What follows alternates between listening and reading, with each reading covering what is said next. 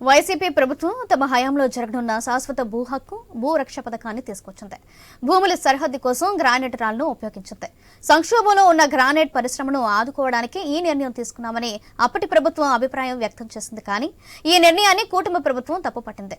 దీనివల్ల కోట్ల రూపాయల ప్రజాధనం వృధా అయిందని ఆరోపించింది. కేంద్ర ప్రభుత్వం మార్గదర్శకాలకు వ్యతిరేకంగా ఉందని తెలిపింది. ఇటీవల జరిగిన సమీక్షలోనూ సీఎం చంద్రబాబు అధికారులను ప్రశ్నించారు. ప్రత్యామ్నాయ మార్గాల్ని ఆలోచించాలని ఆదేశించారు. దీనిపై మరింత సమాచారం మా ప్రతినిధి సుధాకర్ అందిస్తారు. భూ వివాదాలకు చెక్ పెడుతూ గత వైసీపీ ప్రభుత్వం జగనన్న భూ హక్కు భూ రక్ష పథకాన్ని ప్రవేశపెట్టింది. ఈ పథకంలో భాగంగా భూములను రీసర్వే చేసి దానికి సంబంధించిన ఏదైతే భూములకు హద్దురాళ్లను పాతి దానికి సంబంధించి భూ పత్రాలను ఏదైతే భూ యజమానులకు అందజేశారో ఈ నేపథ్యంలోనే భూములకు సంబంధించి ఏదైతే హద్దురాళ్లు ఉన్నాయో వాటికి హద్దురాళ్లకు సంబంధించి ఏదైతే గ్రానైట్ రాళ్లను హద్దురాలుగా ఇది భూ సర్వేలో రీసర్వేలో ఉపయోగించారు. ఈ నేపథ్యంలోనే అయితే భూ రీసర్వేలకు సంబంధించి ఏదైతే అవసరమైన గ్రానైట్ రాళ్లను 1,25,00,000 రాళ్లను అవసరమవుతాయని చెప్పేసి అప్పుడు వైసీపీ ప్రభుత్వం అంచనా వేసింది. ఈ నేపథ్యంలోనే మొత్తంగా రాష్ట్ర వ్యాప్తంగా 305 పాలిషింగ్ యూనిట్లలో ఈ రాళ్ల ఏదైతే గ్రానైట్ రాళ్లను అద్దురాలుగా మార్చే విధంగా చెప్పేసి పాలిషింగ్ యూనిట్లకు గత వైసీపీ ప్రభుత్వం ఆర్డర్లు ఇచ్చింది. ఈ నేపథ్యంలోనే ఏదైతే చేమకుర్తి పరిసర ప్రాంతాల్లోని బోధవాడ, ఎల్ఐ నగరు పరిసర ప్రాంతాల్లో ఉన్న గ్రానైట్ రాళ్లకు సంబంధించి ఇక్కడ పాలిషింగ్ యూనిట్లకు ఆర్డర్లు ఇవ్వడంతో ఇక్కడ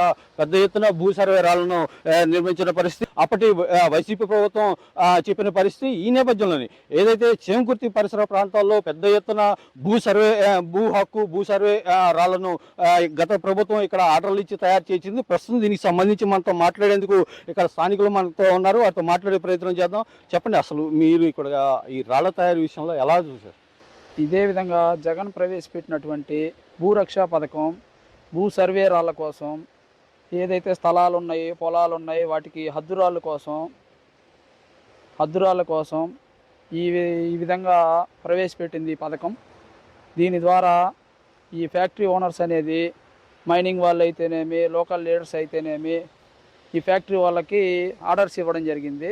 ఈ ఆర్డర్స్ విధంగా ఫ్యాక్టరీ ఓనర్స్ ఫ్యాక్టరీకి వచ్చేసి 1000 నుంచి 1500 రాళ్ళు కట్ చేయమని ఆర్డర్స్ ఇచ్చారు.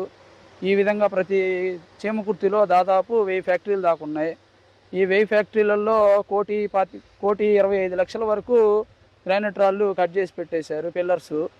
ఈ పిల్లర్స్ అనేది కొన్ని ఫ్యాక్టరీల్లోనే ఎగుమతి చేశారు. వివిధ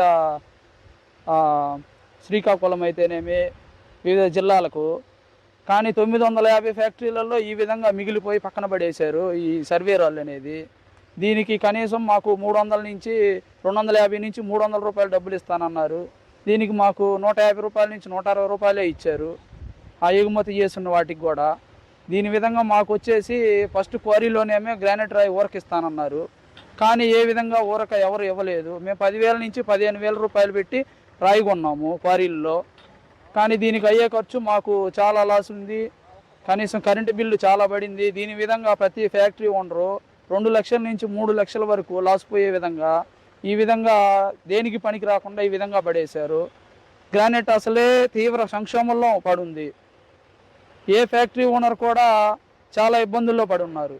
అయితే వైసీపీ ప్రభుత్వం తమకు ఈ పెద్ద ఎత్తున కాంట్రాక్ట్లు ఇచ్చినప్పటికీ గతంలో వచ్చిన ఆదాయం కూడా పూర్తి స్థాయిలో రాలేదని చెప్పేసి చెప్తున్న పరిస్థితి. ఈ నేపథ్యంలో ప్రస్తుతం మనం ఏదైతే చేమకుర్తి దగ్గర ఉన్న బుధవాడలో ఉన్నాం, ఇక్కడ పూర్తిగా ఒక్కొక్క రాయి తయారు చేసే విధానాన్ని మనం చూడొచ్చు. పూర్తిగా ఏదైతే ఒక రాయికి ఒక పాలిషింగ్ యూనిట్లో ఏదైతే ముడి సరుకును అప్పటి ప్రభుత్వం గనుల శాఖ ఆధ్వర్యంలో ఇక్కడ పాలిషింగ్ యూనిట్లకు రాయిని తరలించింది. ఈ నేపథ్యంలోనే మొత్తం ఒక్కొక్క రాయికి సంబంధించి ఏదైతే ఒక హద్దు రాయికి తో సంబంధించి ఏదైతే రాయిని రాయిని ఇట్లా హద్దురాయిగా డిజైన్ చేయడంతో పాటు వైఎస్ జగనన్న భూ హక్కు భూ రక్ష పథకాన్ని ఈ రాయిపై చెక్కడం వల్ల సుమారు 230 రూపాయల మేర ఖర్చు అయిందని చెప్పి చెప్తున్నారు. దీనికి సంబంధించి ఇంతవరకు పూర్తి స్థాయిలో పెద్ద ఎత్తున కానీ ఏదైతే కనీసం పెట్టుబడులు కూడా రాని పరిస్థితి ఏర్పడిందని చెప్పి ఇటు పాలిషింగ్ యూనిట్ల యజమానులు చెప్తున్న పరిస్థితి. ఈ హద్దురాళ్ళు మాత్రం పూర్తిగా కొన్ని ప్రాంతాల్లో కొన్ని రాష్ట్రాలు ఇప్పటికే పూర్తిగా నిరుపయోగంగా పడి ఉన్న పరిస్థితిని మనం అయితే చూడొచ్చు.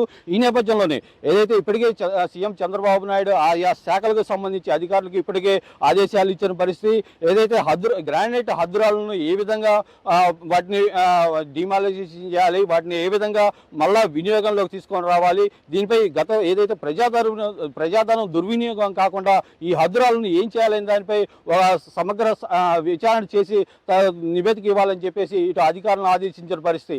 మొత్తంగా రాష్ట్రంలో గత వైసీపీ ప్రభుత్వం భూ సర్వేలో నిర్వహించిన ఈ గ్రానైట్ రాళ్ల పరిస్థితిపై రాష్ట్ర ప్రభుత్వం ఏం చేస్తుందనే దానిపై వేచి చూడాల్సిన పరిస్థితి. కెమెరామెన్ రామరాజుతో సుధాకర్, ఐ న్యూస్, ప్రకాశం జిల్లా.